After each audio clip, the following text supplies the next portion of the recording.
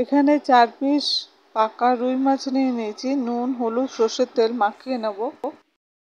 সর্ষের তেল দিয়ে দিয়েছিলাম, গরম হয়ে গেছে। এবার একে একে মাছগুলো এর মধ্যে দিয়ে দেবো।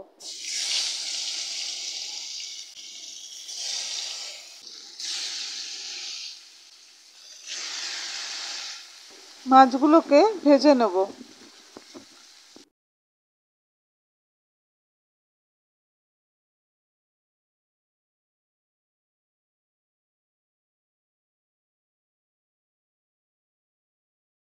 মাছগুলো ভাজা হয়ে গেছে, দেখুন সুন্দর করে মাছের দু পিঠ আমি ভেজে নিয়েছি। ওই মাছ ভাজার তেলেই আমি আর একটুখানি তেল দিয়ে দিলাম। এবার শুকনো লঙ্কা দিয়ে দিলাম। এবারে কিছু গরম মশলা দিয়ে দেবো, দারচিনি, জয়িত্রী, লবঙ্গ, এলাচ আর গোলমরিচ। এগুলো আমি কড়াইতে দিয়ে দিচ্ছি।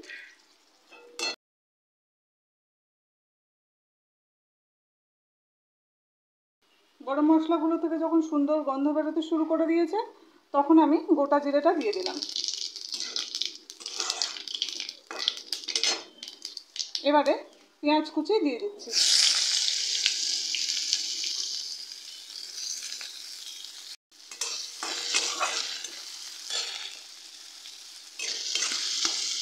পেঁয়াজটাকে ভেজে নেব। পেঁয়াজটা ভেজে নিয়েছি। এবার 1 চামচ আদা রসুনের পেস্ট আমি দিয়ে দিলাম। কাঁচা গন্ধটা না দেওয়া অবধি ফ্রাই করে নেব।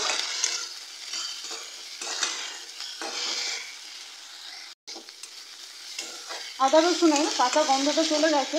এবার কেটে রাখা টমেটোটা দিয়ে দিলাম। টমেটো দেওয়ার পরে আমি স্বাদ মতো নুনটা দিয়ে দিই, যাতে টমেটোটা খুব সহজে গলে যায়। দেখুন স্বাদ মতো নুন দিয়ে দিলাম।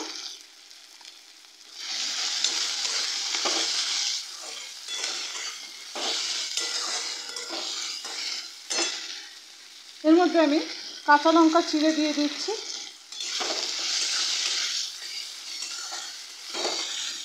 ঝালটা আপনারা আপনাদের স্বাদ অনুযায়ী দেবেন। দেখুন টমেটোগুলো কিন্তু একদম নরম হয়ে গেছে আর গলে গেছে। এবার আমি একে একে মশলাগুলো দিয়ে দেবো। হলুদ, কাশ্মীরি মির্চ শুধুমাত্র কালারের জন্য, সামান্য গোলমরিচের গুঁড়ো, ধনের গুঁড়ো, জিরের গুঁড়ো। সমস্ত মশলাগুলোকে ভালো করে কষিয়ে নেব। সামান্য একটু জল দিয়ে দেবো, তাহলে আর কড়াইতে লেগে যাবে না।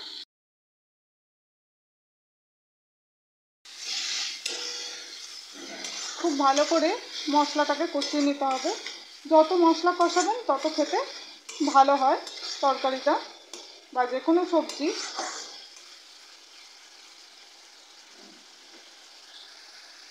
দেখুন মশলাটা কষানো হয়ে গেছে, পাশ দিয়ে তেল ছাড়তে শুরু করে দিয়েছে মশলাটা থেকে। এবার আমি নুন হলুদ দিয়ে একটা ছোট্ট ফুলকপি ভাপিয়ে রেখেছিলাম, সেটা আমি দিয়ে দিচ্ছি এর মধ্যে।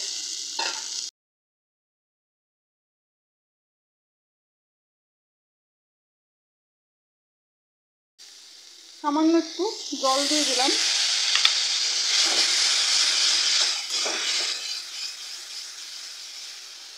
ফুলকপিটাকে দিয়েও একটুখানি কষিয়ে নেবো।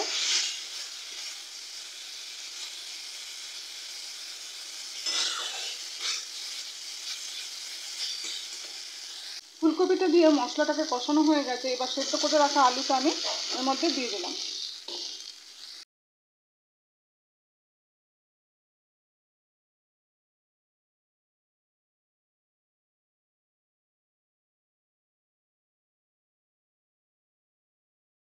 এক মিনিট এরমভাবে কষিয়ে নেব। 1 মিনিট ভালো করে কষিয়ে নিয়েছি। এবার গরম করে রাখা জলটা আমি এর মধ্যে দিয়ে দিচ্ছি।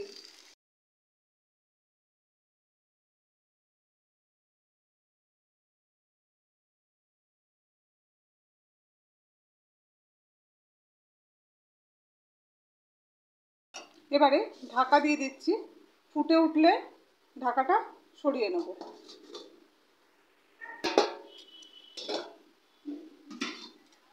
ঝোলটা ফুটতে শুরু করে দিয়েছে দেখুন।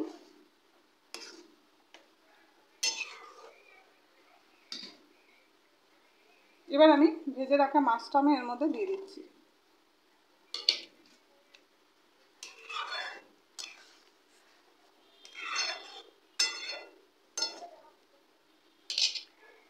সামান্য গরম মশলার গুঁড়ো দিয়ে দিলাম। আমি ধনেপাতাটা আনতে ভুলে গেছি, তাই দিতে পারলাম না। আপনারা এর মধ্যে যদি পারেন একটু ধনেপাতা দেবেন, দেখবেন এর স্বাদটা অনেক বেশি বেড়ে যাবে। এবার আমি 4 মিনিটের জন্য মিডিয়াম ফ্লেমে ফুটিয়ে নেব। তার জন্য আমি ঢাকা দিয়ে দিচ্ছি। 4 মিনিট মিডিয়াম ফ্লেমে ভালোভাবে ফুটিয়ে নিয়েছি। দেখুন কত সুন্দর হয়েছে। আর আজকে আমার এই রেসিপিটা যদি আপনাদের ভালো লাগে তাহলে প্লিজ সাবস্ক্রাইব করে দেবেন, পাশে থাকা বেল আইকনটা প্রেস করে দেবেন, যাতে আমি যখনই কোনো নতুন রেসিপি আপলোড করি তার নোটিফিকেশান সবার আগে আপনাদের কাছে পৌঁছায়। আর নতুন নতুন ভিডিও যখন ছাড়বো তার নোটিফিকেশানও সবার আগে আপনাদের কাছে পৌঁছে যায়। নতুন বন্ধুদেরকে সাবস্ক্রাইব করার অনুরোধ রইল। পুরনো বন্ধুরা পাশে থাকার জন্য ধন্যবাদ জানাচ্ছি। আপনাদের একটা কমেন্ট আমাকে আরও বেশি করে উৎসাহ দেয় নতুন নতুন ভিডিও পোস্ট করার জন্য। সুস্থ থাকবেন, ভালো থাকবেন, আর এইভাবেই আমার পাশে থাকবেন। আমিও আছি আপনাদের পাশে সব সময়। আলু দিয়ে মাছের কারি তৈরি হয়ে গেছে। এবার আমি গ্যাসটাকে অফ করে দেবো। 5 মিনিট ঢাকা দিয়ে রেখে দেবো, তারপরে সার্ভ করব।